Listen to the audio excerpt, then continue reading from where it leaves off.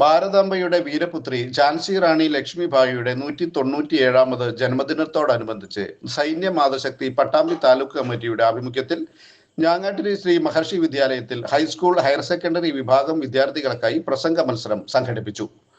ശ്രീ മഹർഷി വിദ്യാലയം chairman T K Vinayagopal ഉദ്ഘാടനം ചെയ്തു. പട്ടാമ്പി താലൂക്ക് സൈന്യ മാതൃശക്തി പ്രസിഡന്റ് ശ്രീദേവി ജയരാജൻ അധ്യക്ഷയായി.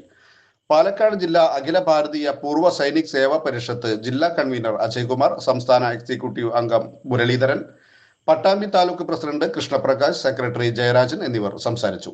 ചടങ്ങിൽ ശ്രീ മഹർഷി വിദ്യാലയം ചെയർമാൻ ടി കെ വിനയഗോപാലിനെ സൈന്യ മാതൃശക്തി ആദരിച്ചു. സ്വാതന്ത്ര്യ സമരം ഝാൻസി റാണി ലക്ഷ്മിഭായിയും എന്ന വിഷയത്തിൽ നടന്ന പ്രസംഗ മത്സരത്തിലെ വിജയികൾക്ക് സമ്മാനദാനവും നടത്തി.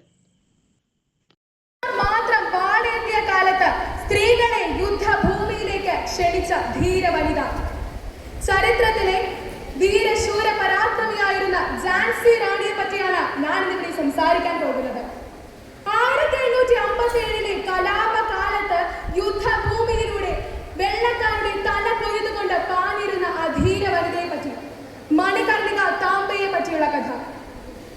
1828 നവംബർ 19 വാരണാസിയിൽ മറോപ്പൻ താംബയുടെ പുത്രിയായി മണികർണിക അഥവാ മനു എന്ന നാമത്തിൽ അവൾ ജനിച്ചു. ചെറുപ്രായത്തിൽ തന്നെ അവൾക്ക് മാതാവിനെ നഷ്ടമായി. ചെറുപ്പകാലം മുതൽ തന്നെ വാൾപ്പയറ്റിലും കുതിരയോട്ടത്തിലും അവൾ മികവ് തെളിയിച്ചു. മറ്റുള്ള പെൺകുട്ടികൾ വസ്ത്രങ്ങളോടും വേഷവിധാനങ്ങളോടും ആഭരണങ്ങളോടുമെല്ലാം താല്പര്യം പ്രകടിപ്പിച്ചപ്പോൾ മനുവിന്റെ താല്പര്യം മുഴുവനും വാളിനോടും പടച്ചട്ടയോടും ഒക്കെ ആയിരുന്നു. അങ്ങനെ ആ ധീര വനിത വളർന്നു. 14ാം വയസ്സിൽ ഝാൻസിയിലെ ഭരണാധികാരിയായിരുന്ന ഗംഗാധർ റാവുവിനെ വിവാഹം ചെയ്തു. അങ്ങനെ അവൾ റാണി ലക്ഷ്മിഭായിയായി മാറി. എന്നാൽ വിവാഹശേഷം അവൾക്ക് അനുഭവിക്കേണ്ടി വന്നത് ഒരു കണ്ണീർ കടൽ തന്നെയായിരുന്നു. 14ാം വയസ്സിൽ വിവാഹം, 23ാം വയസ്സിൽ അവൾ ഒരു അമ്മയായി. ഒരു ഓമന മകൻ. അവൾ ആ കുഞ്ഞിനെ നെഞ്ചോട് ചേർത്ത് വെച്ച് നടന്നു. എന്നാൽ ആ കുഞ്ഞിനെ അധികം ലാളിക്കാനുള്ള ഭാഗ്യം അവൾക്ക് ലഭിച്ചില്ല. 4ാം മാസത്തിൽ തന്നെ ആ പിഞ്ചോമനയെ അവൾക്ക് നഷ്ടപ്പെട്ടു. 2 വർഷങ്ങൾക്കിപ്പുറം ആ ദുഃഖത്തിൽ നിന്ന് കരകയറും മുമ്പ് തന്നെ അവളെ കാത്ത് മറ്റൊരു ദുഃഖം കൂടി കാത്തിരുന്നിരുന്നു. അവളുടെ ഭർത്താവ് അന്തരിച്ചു. അങ്ങനെ ഒരു വിധവയുടെ വേഷം കൂടി 25ാം വയസ്സിൽ അവൾക്ക് അണിയേണ്ടതായി വന്നു. അമ്മയെ നഷ്ടപ്പെട്ട വ്യക്തിയായിരുന്നു മണികർണിക. പഠനത്തിൽ വളരെ മുമ്പിലായിരുന്നു മണികർണിക.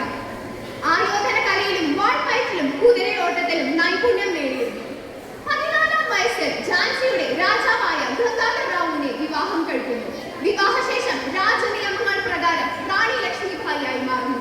കടിഞ്ഞാൽ പുത്രന്റെ മരണവും തുടർന്ന് ഗംഗാധർ റാവുവിന്റെ മരണവും റാണിയെ തളർത്തി. ഝാൻസി ഏറ്റെടുക്കാൻ തക്കം കാത്തുനിന്ന ബ്രിട്ടീഷുകാർ അവസരം നന്നായി വിനിയോഗിച്ചു. റാണിക്ക് കൊട്ടാരം വിട്ടുകൊടുക്കേണ്ടി വന്നു. 1857 വിപ്ലവത്തെ തുടർന്ന് ബ്രിട്ടീഷുകാർ രാജ്യം വിട്ടുപോയി. രാജ്യത്തെ രക്ഷിക്കേണ്ട ഉത്തരവാദിത്വം റാണി ഏറ്റെടുത്തു. പക്ഷേ ഭരണ നിർവഹണ രംഗത്ത് റാണിക്ക് തീരെ പരിചയമുണ്ടായിരുന്നില്ല. ഭരണ നിപുണരായ ആരും തന്നെ സഹായിക്കാനും ഉണ്ടായില്ല. എന്നിട്ടും അവർ നല്ല രീതിയിൽ രാജ്യം ഭരിച്ചു. വിശ്രമമില്ലാതെ പണിയെടുത്തു. ബ്രിട്ടീഷ് സഹായം ഇല്ലാത്ത ഝാൻസി ദുർബലമാവും. പ്രത്യേകിച്ച് ഒരു വനിത ഭരിക്കുന്ന രാജ്യം കീഴടക്കാമെന്ന വ്യാമോഹത്തോടെ അയൽ രാജ്യങ്ങൾ ഝാൻസിയെ ആക്രമിക്കാൻ പുറപ്പെട്ടു.